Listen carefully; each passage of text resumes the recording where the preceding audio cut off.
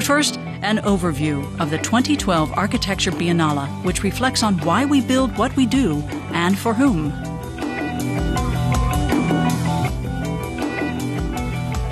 Venice, city of canals. The public spaces of the historic city are places of unparalleled beauty.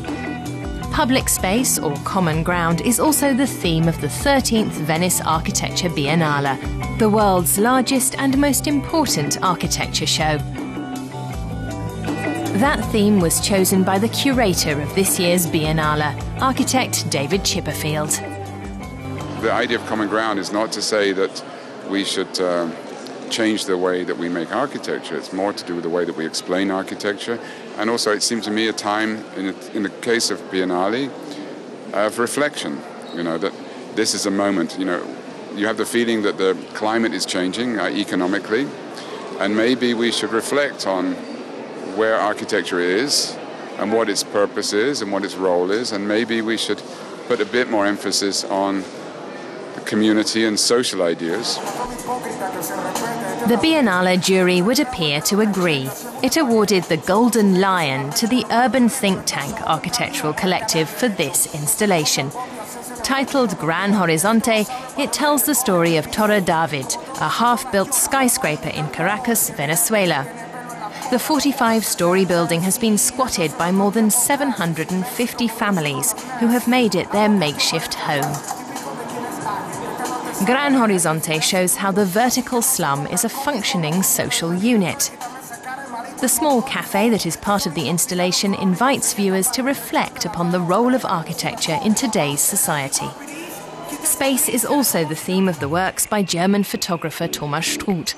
His photographs are on display at several exhibition sites. They capture the alienating quality of massive apartment complexes in Western Europe during the 80s. But there is also no shortage of star architects in Chipperfield's lineup, among them the Berlin-based traditionalist Hans Kohlhoff and Zaha Hadid, the Iraqi-born British architect known for her experimentations in form.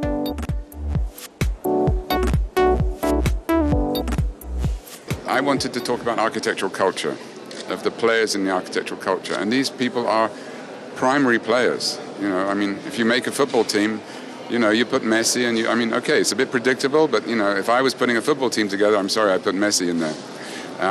So, yes, it's predictable, but they are the ones that score the goals. They are the ones that are influencing the game. So I would prefer to bring these influential figures and, in a way, ask them to explain their work in a different way. Norman Foster's imposing installation titled Gateway projects the names of generations of architects and builders onto the floor. The walls are the backdrop for a slideshow of images of communal spaces across the world. Spaces that are created and come to life through the people who use them. Taiwan's national pavilion is located in an historic palazzo. It's a collaboration between German and Taiwanese architects and artists who tell the story of a country whose architecture and natural environment has undergone a profound transformation over the past decades. The installation is made of cardboard and plastic cord. Taiwan is ja ein Land, was sehr viel exportiert. Taiwan is a country that is a major exporter. In fact, Taiwan is probably the country that uses the most cardboard and plastic twine in its exports. They use it for packaging, so it's actually part of the exported product. So we took this very basic material, which is a true common ground, to create the pavilion. The Japanese pavilion features wood models of buildings against a backdrop of images of the destruction wrought by the March 2011 earthquake and tsunami. It asks what architects can do to help restore a ravaged region. The project is the work of young Japanese architects under the direction of curator Toyo Ito. I couldn't believe the terrible destruction in front of me when I saw it for the first time. But when I spoke with the people, I understood that they had hope for their future and the strength they needed to begin again.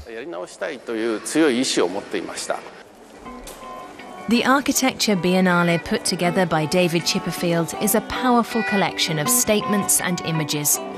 Common Ground poses questions that concern us all and engages with architecture as a social endeavour.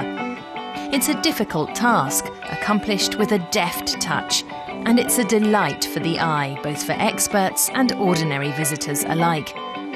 As a final treat, visitors can also stop by this strikingly beautiful garden by Álvaro César Vieira. The Portuguese architect was honoured with a Golden Lion for lifetime achievement. And now we continue on to the German pavilion in the Giardini.